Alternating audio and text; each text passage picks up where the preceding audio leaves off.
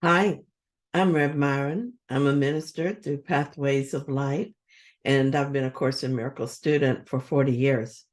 I'm going through the lessons this year, asking Jesus to clarify for me, and then I write from that clarity. I've done this for several years now. So let's get started. Let's look at lesson 336. Forgiveness lets me know that minds are joined.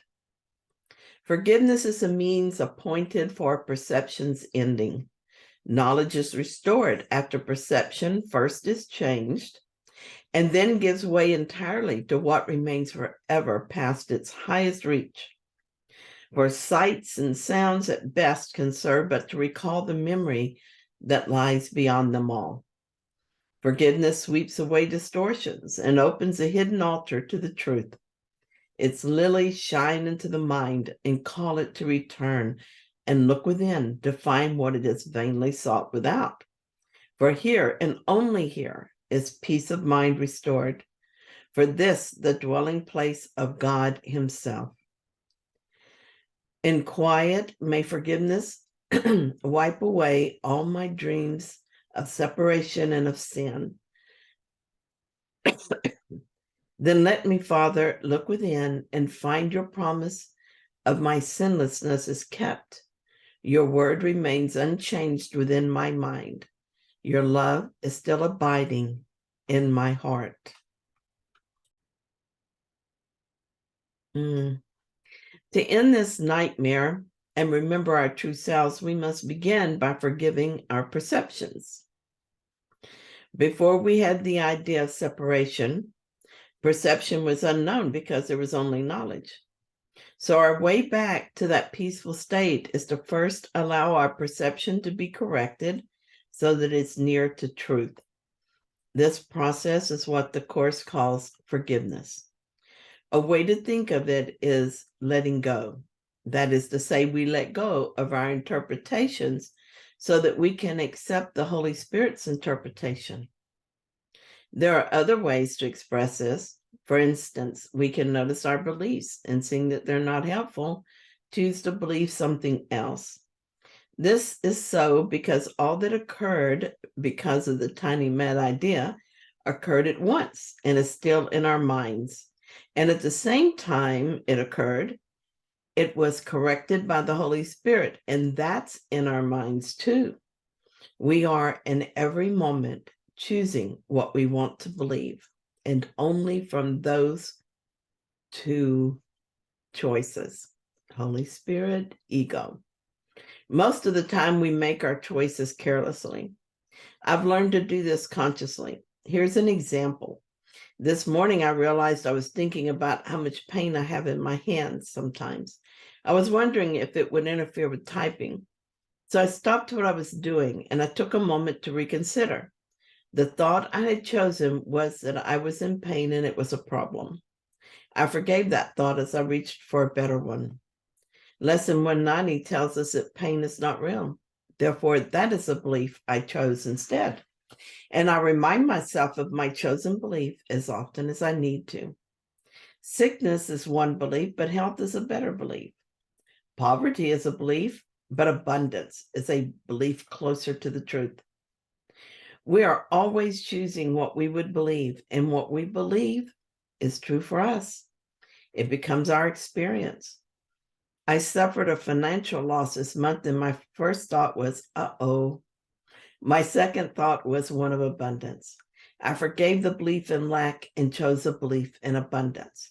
And because this choice is one I make consistently, the appearance of abundance came quickly. I'm excited to form a consistent belief in health. Here's another part of this lesson that's very important. Its lilies shine into the mind and call it to return and look within, to find what it has vainly sought without. For here and only here is peace of mind restored. For this, the dwelling place of God himself. I'm opening my mind to the Holy Spirit's correction as I watch my thoughts, and I'm turning within to let myself discover my sinlessness, to find God himself. I do this as often as I can and for as long as I can. maybe a minute or two often during the day, an extended time whenever it's possible. Sometimes my day is so busy that I think I can't find the time or the quiet to do this. But really, what on earth could be more important than resting in God for a while, letting peace be restored? This is a little one from a past entry. Well, geez, I'm still sick. The mind wants to think about this and build a whole story around it. It wants to assign blame and make guilty. It wants to confuse and obscure the situation. But I am far past caring about all that. I am sick. What is this for, Holy Spirit? What do you want me to know about this? I just keep doing the work of watching my thoughts and feelings and rejoicing as the darkness gives way to light. I stay with the truth and not let the happenings in the illusion distract me from that. An illusion is an illusion and has no effect on truth. Sure, it is my experience, the one I chose, but an experience is not the truth either. As long as I remember this, I will also have the experience of forgiveness, sweeping away distortions and opening the hidden altar to the truth, to joy, and to peace. So here's a couple of more entries from the past. First, I notice my errors in thought. Then I decide I don't want them anymore. That is, they hold no value for me. This allows the Holy Spirit within to correct them and thus begins the undoing of the ego thought system. Once I've completed this task, God takes a final step and all perception, even the Holy Spirit's perception, is gone and nothing is left but the blazing truth of God. Wow. Right now, I'm focused only on my willingness to change and my vigilance for the need to change. This is all I can think about and all I need to think about at this moment. It's enough to keep me quite busy. I have much opportunity to practice forgiveness.